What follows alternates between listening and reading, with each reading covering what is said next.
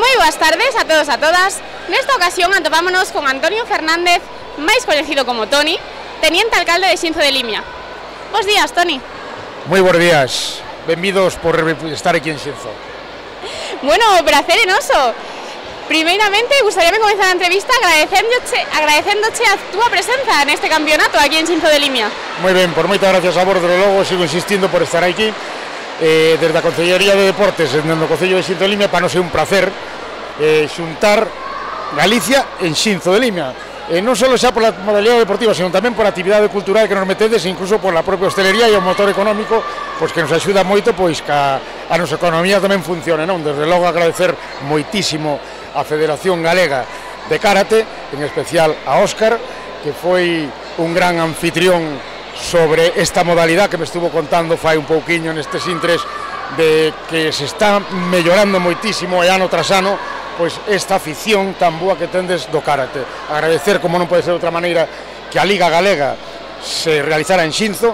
Desde aquí vos emplazo de novo a que volvades a seguir insistindo que aquí tedes a vosa casa en Xinzo, pois para que estas actividades sean pois todo un lujo como se nos presenta neste noso concello. O prazer é noso, Toni. Na verdade é o primeiro campeonato que a nosa Federación Galega realiza aquí en Xinzo de Limia, pero sentímonos tan ben acollidos que seguro que non é o último. Pois ojalá sigo insistindo de que vos quedan as portas abertas para esta modalidade de karate, que eu teño que reconocer que cando era pequeno era cativo, atraíame en certa maneira isto das artes marciales ou o karate. Pouco a pouco, pois parece que un se vai xa dirimindo pois, os fútbol de toda a vida, o deporte de toda a vida, como é o fútbol, como pode ser o baloncesto, non? Pero agora, notase de que é un deporte emergente, moi emergente, con moita afición e con moitas ganas, e desde logo tan pequeniños e velos aquí participando, a verdad que é totalmente un luxo. Sen dúbida, afortunadamente o noso deporte cada vez está máis visibilizado, vamos sumando deportistas federados e, bueno, para nós é todo un placer que o noso deporte vaya chegando cada vez a máis casas, non?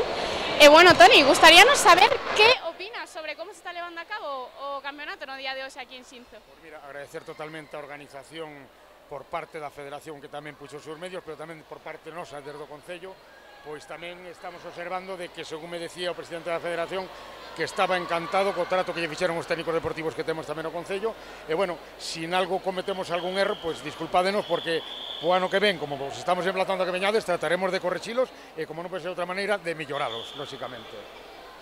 Na verdade, non hai nada que destacar negativamente, xa que, como ben dicíamos antes, sentímonos moi ben acollidos. É un pabellón cunhas condicións boísimas para pôr tatamis, moi amplio, vos servizos, nos estamos encantados. E, bueno, ademais do karate, sabemos que Xinzo de Limia é un concello con moitísima afluencia deportiva, con moitísimos outros deportes. Gustaríanos saber que outros deportes destacaría vostede neste concello.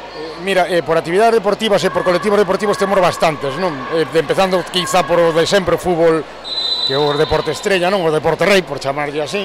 Despois temos baloncesto tamén, temos atletismo, tamén como unha boa asociación, e tamén temos un grupo bastante nutrido de gimnasia rítmica. Esos son, por dicirle de alguma maneira, pois o ABC do deporte. Depois a maiores hai outras actividades, como poden ser tamén en tema de natación. E, bueno, seguimos expandíndonos e abríndonos, non? Pero, bueno, sí recalcarche de que todos os fines de semana Xinzo sempre está con algunha actividade deportiva de renombre, non?